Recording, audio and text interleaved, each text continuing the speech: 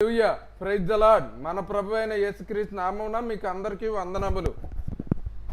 రండి, ఈ ఉదయకాల సమయంలో దేవుని వాక్యాన్ని ధ్యానించుకుందాం. ఈరోజు మనం ధ్యానించుకోబోయే అంశం ఏంటంటే, ఎంత మాత్రమును ఒట్టు పెట్టుకొనవద్దు అనే అంశం మీద మనం ఈరోజు దేవుని వాక్యాన్ని ధ్యానించబోతున్నాం. రండి, మన పరిశుద్ధ గ్రంథములో నుండి మత్తయి రాసిన సువార్త 5వ అధ్యాయం 34వ వచనం నుండి కొన్ని వచనాలు. నేను మీతో చెప్పినదేమనగా, ఎంత మాత్రమును ఒట్టు పెట్టుకొనవద్దు. ఆకాశము తోడనవద్దు, అది దేవుని సింహాసనము. భూమి తోడనవద్దు, అది ఆయన పాదపీఠము.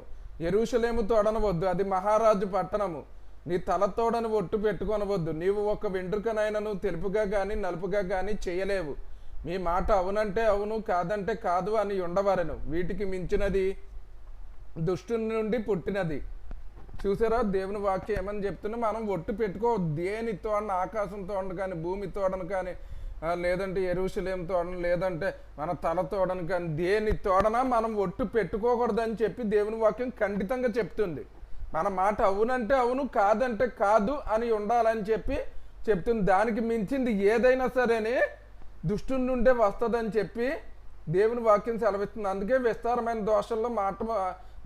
విస్తారమైన మాటల్లో దోషం ఉండక మానదు అని చెప్పి దేవుని వాక్యమే సెలవిస్తుంది. కనుక మనము ఎస్ఆర్ నో అని మాత్రమే పలకాలి. దీన్ని బలపరుస్తూ నేను మీకు ఒక వృత్తాంతాన్ని మన పరిశుద్ధ గ్రంథంలో నుండి చూపిస్తాను. రండి, మార్కు రాసిన సువార్త 6వ అధ్యాయం 22వ వచనం చూసుకుంటే,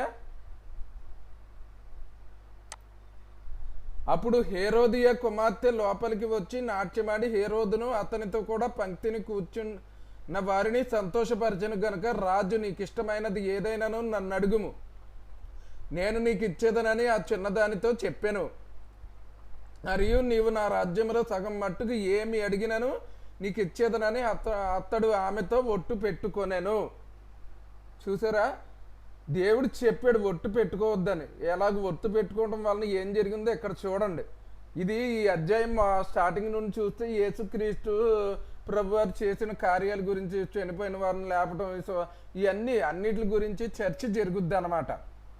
అప్పుడు ఆయన తన శిష్యుల్ని అడిగితే, ఆయన ఏమో ఒకడు ఏలియా అంటాడు, ఒకడు మరొక ప్రవక్త అని ఏదో అలా చెప్తారు.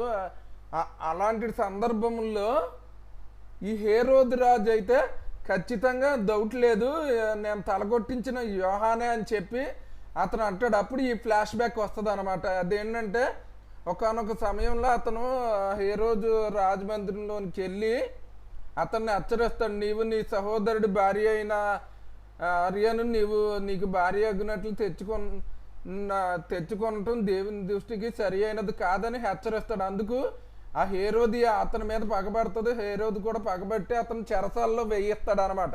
అతను చంపుదామని అనేక సార్లు ప్రయత్నం చేస్తాడు, కానీ అతని వల్ల కుదరదు. ఎందుకంటే ప్రజలు యోహాన్ని ప్రవక్త అని అనుకుంటారని అతను భయపడేవాడు. అతను చెప్పే మాటలను అలా సంతోషంతో ఏం చెయ్యాలో ఎరుగక అలాగే వింటూ ఉంటాడని మనం ఈ అధ్యాయం ముందర వచనాల్లో చూస్తాం. అలాంటి సందర్భంలో ఒకసారి అతను పుట్టినరోజు వస్తే అప్పుడు జరిగిన సంఘటన అనమాట. అప్పుడు ఆ సందర్భాన్ని పురస్కరించుకుని అతను కుమార్తె నాట్యమాడి అందరినీ సంతోషపెడితే ప్రామిస్ ఇచ్చేస్తాడు. ఏదైనా అడుగు నేను ఇచ్చేస్తానని చెప్పి ప్రామిస్ చేస్తాడు అనమాట. అప్పుడు ఆమె తన తల్లిని అడిగి, యోహాను యొక్క తలను ఇదిగో. అప్పుడు ఆమె తన తల్లిని సలహా తీసుకుని వచ్చి అడుగుద్ది. అదే అధ్యాయము 25వ వచనం నుండి. వెంటనే ఆమె త్వరగా రాజునొద్దకు వచ్చి బాప్తిస్మం ఇచ్చి యోహాను తల పళ్ళెములో పెట్టి, ఇప్పుడే నాకు ఇప్పింపగోరుచున్నానని చెప్పాను. చూసారా, అందుకని చూడు తర్వాత వచనంలో ఏమనుంది, రాజు బహుగా దుఃఖపడను కానీ తాను పెట్టుకొనిన ఒట్టు నిమిత్తమును తనతో కూర్చుండి ఉన్న వారి నిమిత్తమును ఆమెకి ఇయ్యను అననొల్లకపోయాను.